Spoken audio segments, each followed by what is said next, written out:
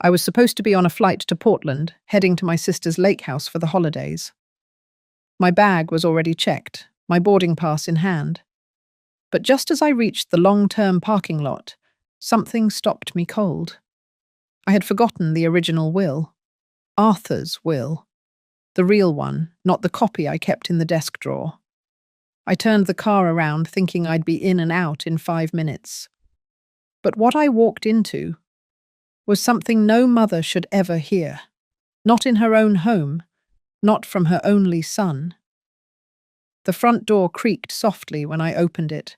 I didn't call out. The air inside felt still too still. My keys rested in my palm. But I didn't drop them into the bowl like I always did.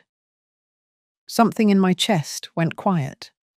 I stepped into the hallway, shoes brushing against the wood floor.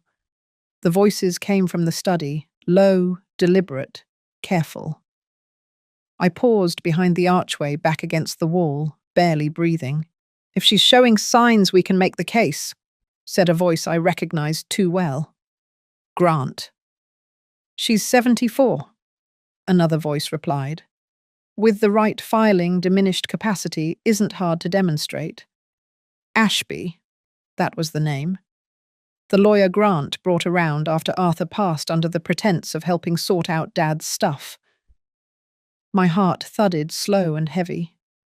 I couldn't see them, but I could feel the shape of their conversation. They were talking about guardianship. About me. Grant continued. "I've already started compiling the list. She's been misplacing things, repeating stories. She barely touched her taxes last year. I wanted to step forward to shout his name. But instead I backed away. Carefully. I didn't want the floorboards to give me away. Outside, the afternoon sun was warm, but everything in me had gone cold. I got back into my car and sat there staring through the windshield, the keys still in my hand. The woman who had raised him, who had worked night shifts in archives so he could go to college without loans, was now being catalogued like a file in a case. I pressed my lips together, not in anger, in disbelief. That was the moment something inside me shifted, not shattered, not yet. But the warmth in my chest, what was left of it, started to cool. And you know what the hardest part was? It wasn't what I heard.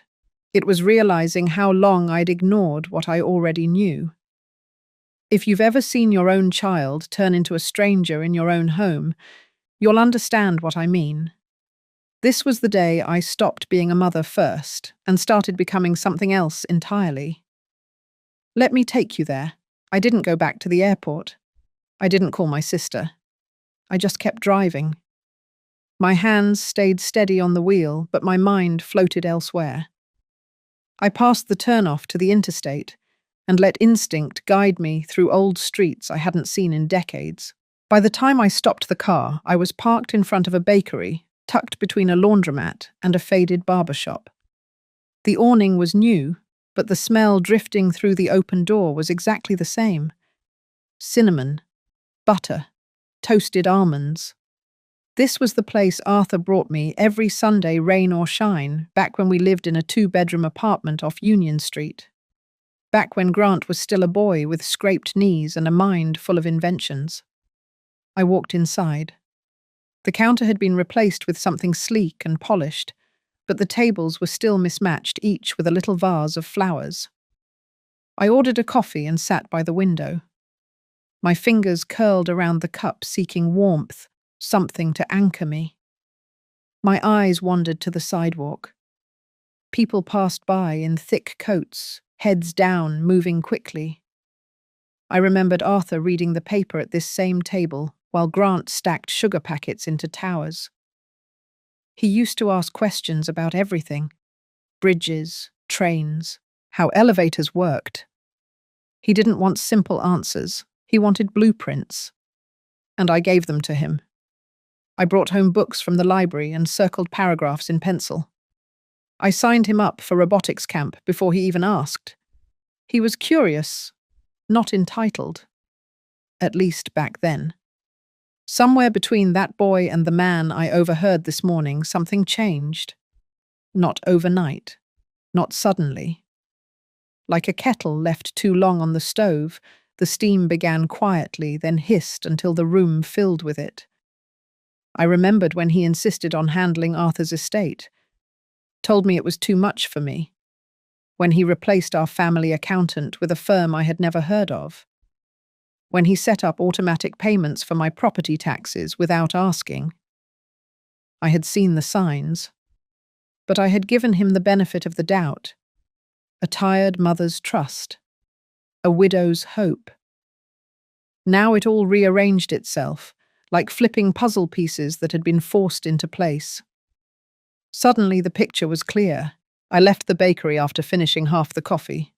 The taste lingered bitter on my tongue. Not from the beans, from memory. Outside, the sky had turned grey. I zipped my coat up to my chin and stood still for a moment. I wasn't ready to go home yet. Not because I was afraid, because I needed to remember who I had been before I started letting others define me. And this quiet detour was the beginning. The parking lot behind the library was mostly empty when I arrived. It was late afternoon, the sky already slipping into the soft grey of early winter. I pulled into the same spot I used to choose when I worked there. Muscle memory, old habits. I sat for a moment watching the branches of the big oak near the back door sway gently in the wind. Inside, everything was quieter than I remembered. The carpets had been replaced, the checkout stations upgraded, but the smell was the same. Ink dust and old wood, a scent that always made me feel calm, capable, whole. I walked straight past the fiction stacks and into the back toward the archives room. It hadn't changed much. Same tall filing cabinets, same beige overhead lights that flickered if you looked at them too long. I nodded at the young woman at the desk and asked if I could review a document I had once catalogued, a copy of my husband's will. She didn't question me, just slid a clipboard forward and pointed me toward the corner table. I found the file without trouble.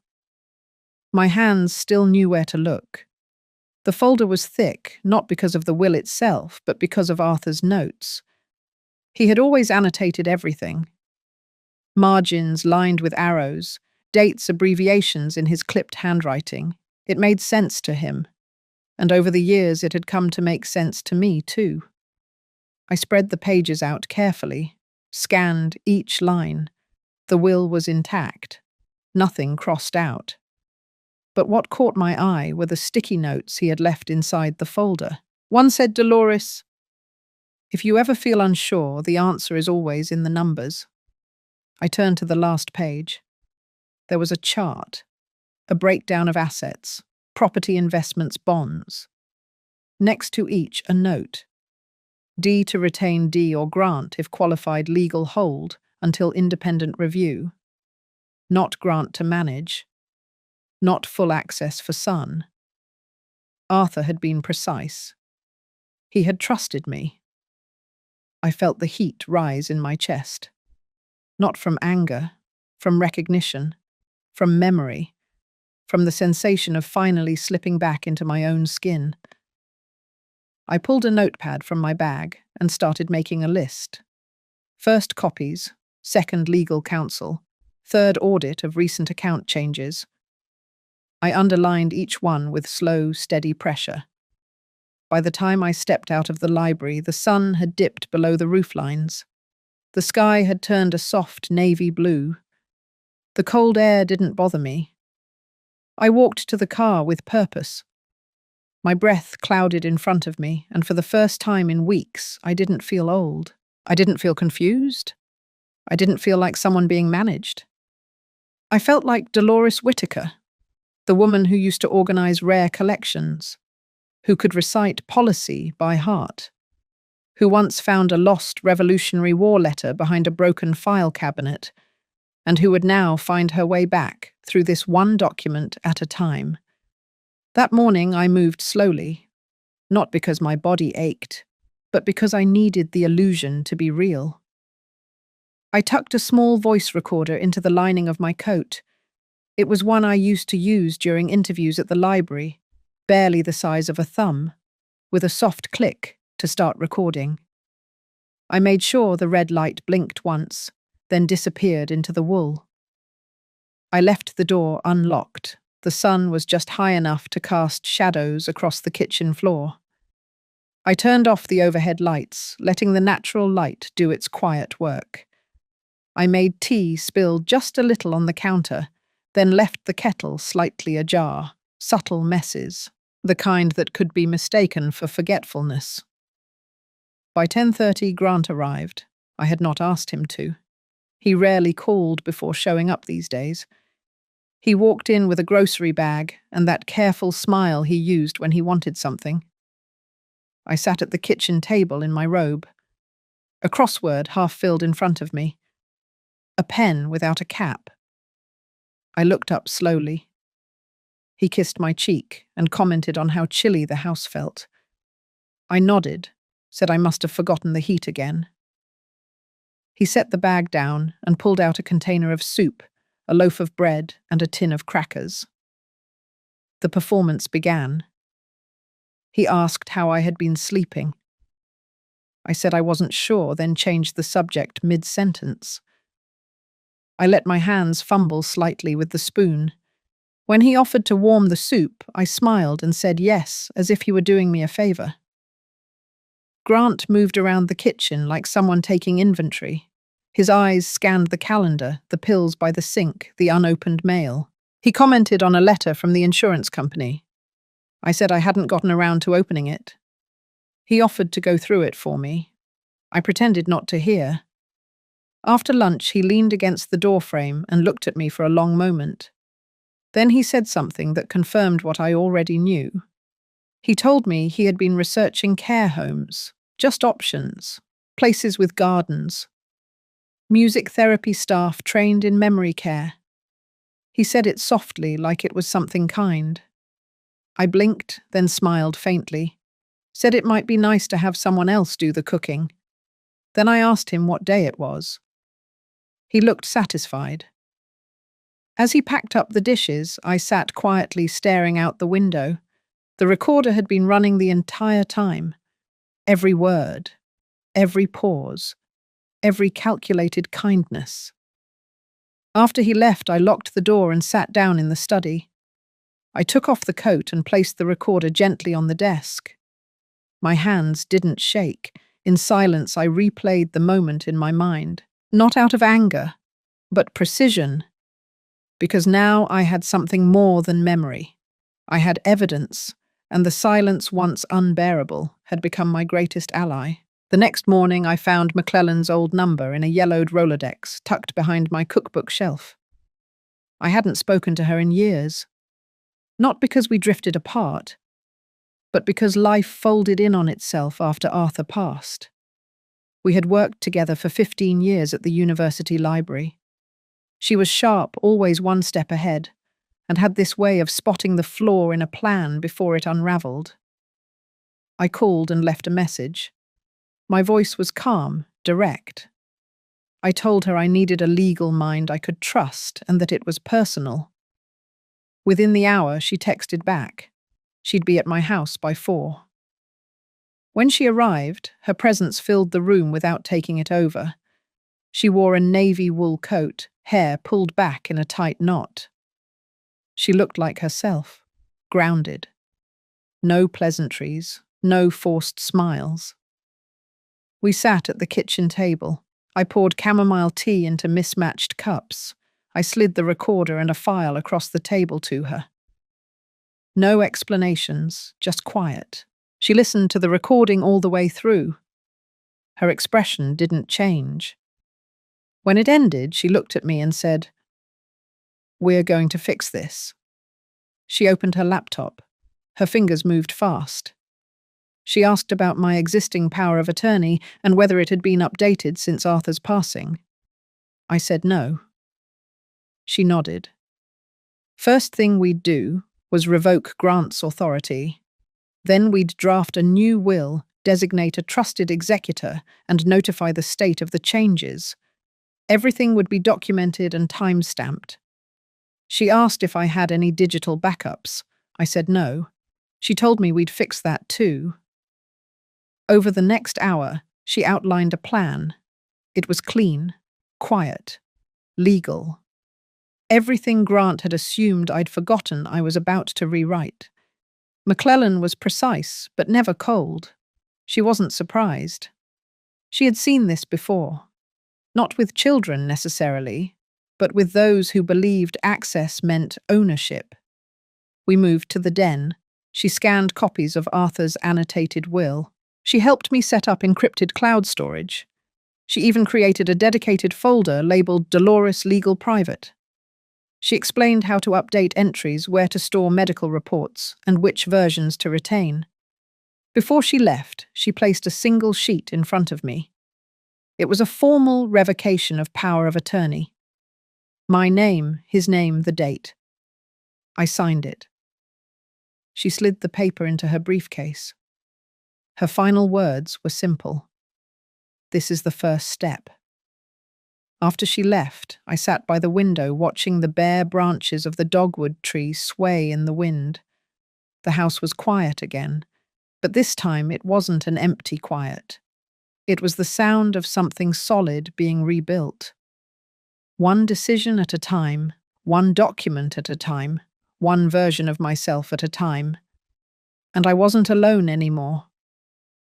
The days that followed unfolded with quiet precision. McClellan had given me a checklist, but by the second morning I no longer needed to read it. The rhythm of protecting myself settled into routine, the kind of order I hadn't felt since the early years of archiving, when each document told its own story, and my job was simply to preserve it. I began with my medical records. I scheduled an appointment with Dr. Elkins, the same physician I had seen for over a decade. During the visit, I requested a cognitive evaluation, not because I had any doubt, but because I wanted it in writing. Dr. Elkins didn't question me. He ran the assessment, checked my reflexes, reviewed my chart, then handed me a signed letter. Cognitively sound, no signs of impairment. I folded it carefully and slid it into the file folder I now carried in my bag. Back home, I gathered everything I could find that confirmed my mental clarity. Grocery receipts, bank statements with handwritten notes in the margins, emails printed out from the last 2 years. I made lists, I dated each page, I organized them into categories. Legal, medical, personal. I labeled folders the same way I used to label historical collections, clear, consistent, irrefutable. I scanned every page into my new cloud storage. McClellan had walked me through it twice, and now I could do it with my eyes closed. I used a scanner she lent me, small but fast. Each file saved with a timestamp. Each document a small brick in the wall I was building between me and the person Grant thought I had become. In the back of my closet, behind old winter coats and an unused suitcase, I found a box labeled Arthur, Mace. Inside were letters. Most were notes from their early marriage years, full of mundane things, grocery lists, quick reminders, little hearts drawn beside his name. But one stood out. It was a single page handwritten in his bold script. Dated 10 years ago. No envelope. Just folded into quarters and stuck between 2 travel brochures. It read, "If the day comes when our son makes you doubt yourself, trust your instinct. You've always seen clearer than you believe." I sat on the edge of the bed with the letter in my lap. The house was still. My heart beat steady. The wind outside picked up, brushing against the windows like fingertips. Arthur had known. Not the details, but the possibility. He had seen something I wasn't ready to see then. I was ready now. That night, I backed up everything again. I sent copies to McClellan and stored a flash drive in the safety deposit box. I added a final note to my journal. There is no such thing as over-prepared when someone is trying to erase you. and I slept without turning the hallway light on. For the first time in weeks, I didn't wake up to check the locks. I had done the work, and I was no longer playing defense. I was documenting my survival, in my own handwriting, in real time. He showed up on a Wednesday. I hadn't heard the car pull in, but the doorbell rang just after noon. I took a slow breath and walked to the door without rushing. When I opened it, Grant stood there holding a paper bag in one hand and a small bouquet of supermarket tulips in the other. He smiled. That same soft expression he used to wear after getting caught sneaking a snack before dinner.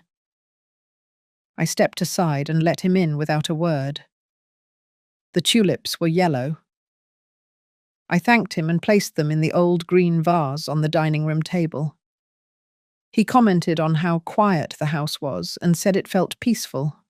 I agreed. He unpacked the bag in the kitchen without asking. A container of vegetable soup, a crusty roll, a chocolate bar. I offered to heat the soup, but he waved me off and did it himself. He moved through the kitchen like he belonged there. He always had. We sat at the table. He asked how I'd been sleeping. I told him some nights were better than others. He nodded and asked if I'd considered hiring someone to check in once or twice a week. I said it might not be a bad idea. I let my spoon linger in the broth. My hands moved slower than usual. He watched me closely the way someone watches a dial they've just adjusted. Then he began talking about places he'd looked into. Assisted living communities with wellness programs, walking paths, private rooms. He said it gently, like it was just a suggestion. He said I deserved rest, that it wasn't safe to be alone too much. I looked down, ran my fingers along the edge of the napkin and said I would consider it. His face softened, maybe even with relief. When he offered to drive me to tour one of the places next week, I smiled again and said, perhaps. Then I asked him to remind me what day it was. He told me, and I nodded like I'd forgotten. I let the pause stretch between us. He stayed another half hour, walked through the hallway as if checking for things I might have missed, pointed out a flickering light bulb in the laundry room, mentioned that the porch railing looked loose. I took note of everything he noticed. Before he left, he touched my shoulder gently and said he just wanted the best for me. I placed my hand over his and said I knew. As soon as the door closed behind him, I walked to the back window and watched him sit in his car. He stayed there a while, typing something into his phone. His mouth moved slightly as if rehearsing. I turned and walked into the study. The small recorder in the bookshelf had been running since the moment he arrived. Every sentence, every suggestion, every careful word was now archived. Later that evening, I uploaded the file, labeled it Visit, Grant, Assisted Living Discussion. The performance was nearly perfect. But so was the record. The morning after Grant's visit, I rearranged the living room, not because it needed it, but because I wanted to make space under the side table for a second recording device. The placement mattered.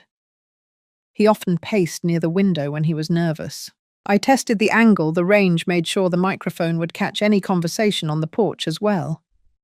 I left the front door unlocked again, a gesture of openness, vulnerability. Then I moved slowly around the kitchen, deliberately placing little signals of forgetfulness. I left the refrigerator slightly open, set the measuring cup in the sink instead of the cabinet. When I walked past the hallway mirror, I tousled my hair just enough to look like I hadn't noticed. At 10:40, his car pulled in again. He came up the steps, humming something. I stepped out onto the porch with a cardigan pulled tightly around my shoulders and asked what brought him back. He said he was in the neighborhood just checking in. He handed me a new packet from the care center he'd mentioned before. I held it with both hands, let my fingers shake just a little. I didn't open it right away. Instead, I sat on the porch swing and asked him what time it was. He smiled, answered softly, and sat beside me. I glanced down at this folder and whispered that the pictures looked nice. He leaned in, describing the walking paths and the music room like he was selling a vacation home. Then he brought up the paperwork. Said he had spoken to someone named Ashby, a legal advisor he trusted, that Ashby could help file the necessary documents. He said he wanted everything in place so there'd be no confusion if something happened. I nodded slowly, kept my eyes on the street. He stepped away to take a phone call. I heard his voice drift in through the open window. He spoke clearly but not loudly. Ashby's name came up again along with phrases like expedited review and mental competence. He mentioned next week. He said I was close to ready. I sat still, not stiff, not rigid, just quiet. The porch mic caught every word. When he came back, he brought me a cup of tea. I thanked him, asked if we had spoken about this last time. He smiled like he was proud of me for remembering. Then he asked if I wanted to visit the center on Thursday. I said I would think about it. I took a sip of the tea, let it linger on my tongue, and said, the flavor reminded me of something Arthur used to make. He didn't respond, just nodded and said he'd call me tomorrow. After he left, I went back inside and carefully disconnected the mic under the porch ledge. I uploaded the new file to the archive folder and labeled it clearly. Later that night, McClellan came by. She brought her tablet and we transferred everything to 2 encrypted backups. I showed her the notes Grant had left behind in the care center brochure. He had circled a line in the admissions policy transfer of medical proxy contingent on observed need. She looked at me, then handed me a folder of her own. Inside was a sworn affidavit confirming my current legal and medical capacity, signed by Dr. Elkins and 2 notaries. The game had shifted. Grant believed he was closing in, but I was already documenting his every move. And for the first time in a long time, I felt like I was not just surviving. I was preparing to be seen. 3 days after Grant's last visit, McClellan submitted the formal response to Ashby's office. The envelope was heavy with documentation.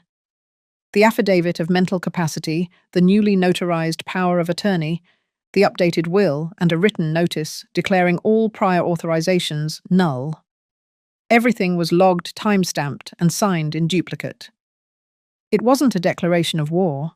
It was a shield. She didn't send it through email. She delivered it in person, a quiet visit to the downtown legal complex, where Ashby's firm kept a second-floor office above a dental practice. She left it with the receptionist, asking only that it be placed directly into his hands. Then she walked away. That evening she called me. Her voice was calm, but there was something unreadable beneath it. She said Ashby had called her personally not long after receiving the file. Not to argue, not even to defend his position. He said something strange, that he had reviewed everything carefully, and that he would be stepping back from the situation. Then, without prompting, he added that Arthur had once done him a favor during a time when few others would. It wasn't a confession, but it was enough to leave a crack in the wall Grant had built. I sat with that call replaying in my head. I pulled out Arthur's handwritten note again, the one from the old box. I traced the last line with my thumb. The next day, I received a letter by courier. It wasn't from Grant.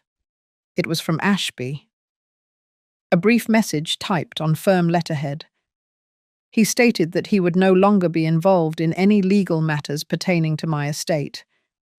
Enclosed was a printed record of all documents filed on my behalf in the last 6 months, including those Grant had initiated. The paper trail was thorough. Dates, digital logs, proposed drafts, emails. I spent the afternoon reading each line. There were phrases I recognized from conversations with Grant, sentences repeated word for word. What he said to me over soup had appeared in a draft declaration of concern attached to a guardianship proposal. There were even template pages for future affidavits, designed to be filled in by neighbors or friends regarding observed memory issues. He had been preparing a case in silence, and now I had his playbook. I called McClellan. We agreed on the next step. She would prepare a brief statement of intent to be submitted if any further legal motion appeared on Grant's end. A warning, not a threat. That any attempt to bypass my rights would be considered legal overreach and elder coercion. It would go on the record. That night, I placed the letter from Ashby alongside Arthur's note in the drawer of my nightstand. Two men, one who had tried to erase me quietly, and one who had left just enough light for me to find my way back.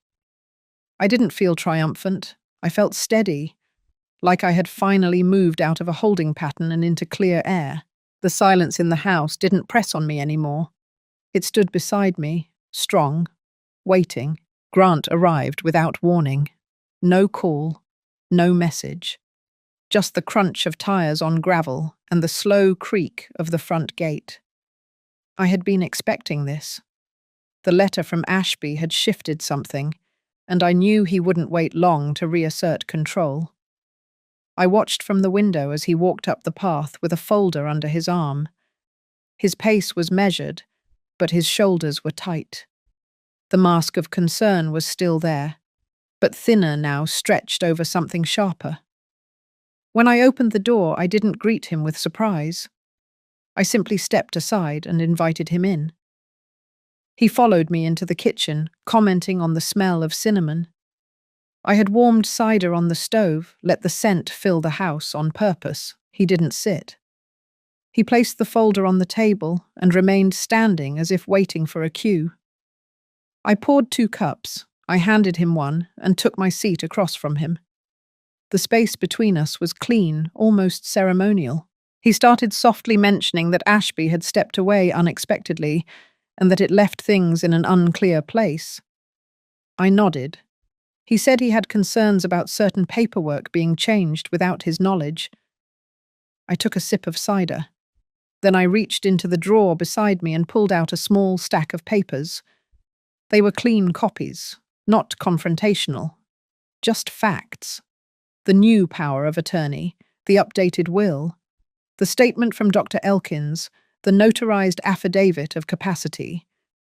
I slid them across the table one by one. He didn't pick them up. He just stared.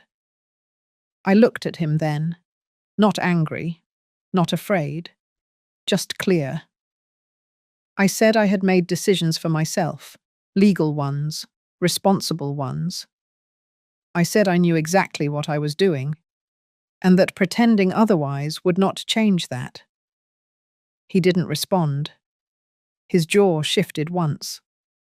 His eyes scanned the documents again, then drifted up toward the hallway. I wondered if he was searching for signs, evidence that I had someone else here, or that I was bluffing. Then I said something simple. I said, "Not all silence is weakness." He stood still for a moment longer. Then he gathered the papers, placed them back on the table without folding them, and walked to the door. He didn't slam it. He didn't speak again. He left the way he came. After the sound of the engine faded, I returned to the table. I picked up the recorder hidden beneath the napkin holder and stopped the recording.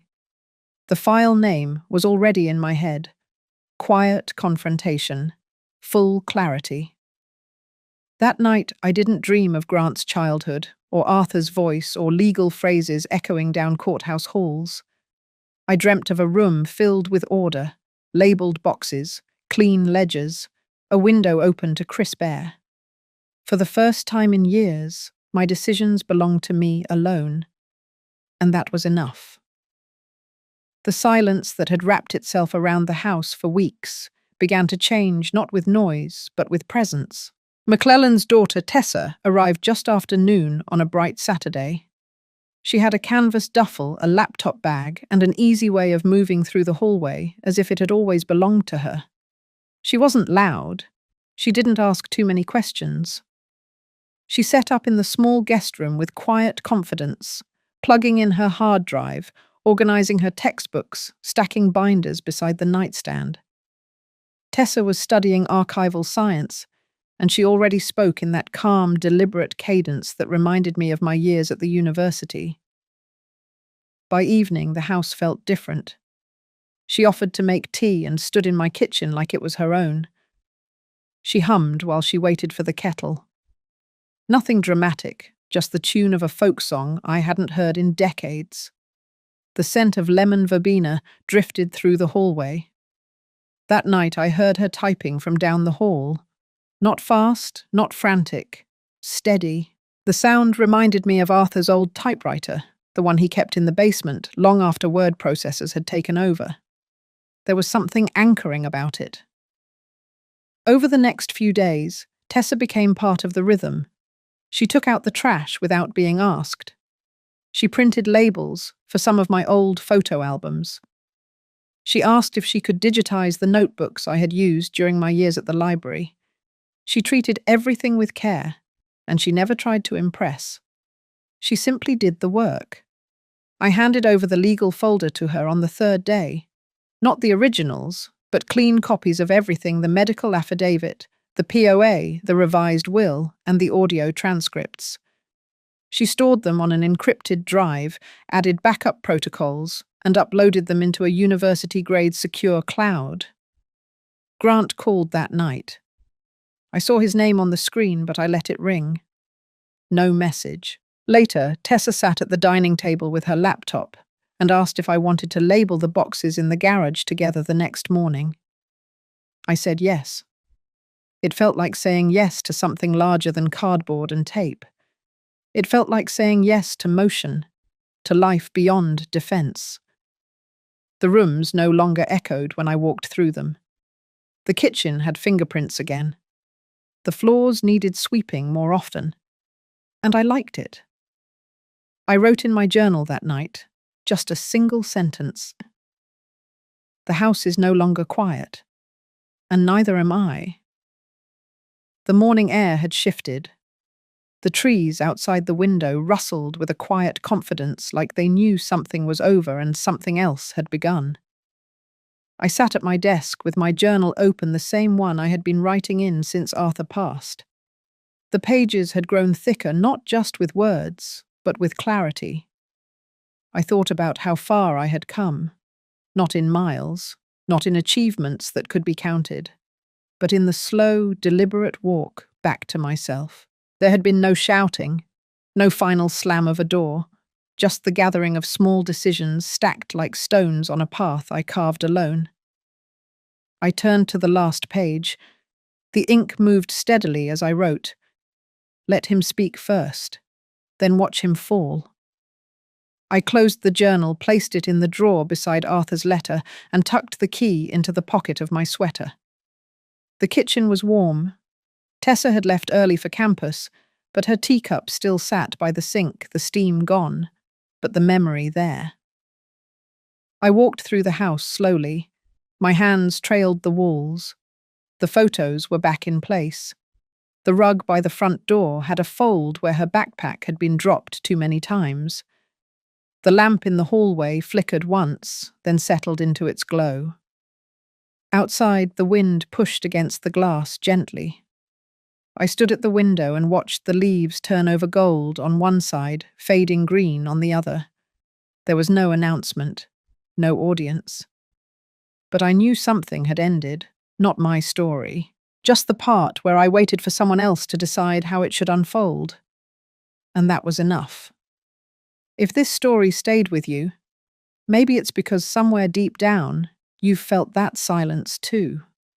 The kind that's not weakness, but survival.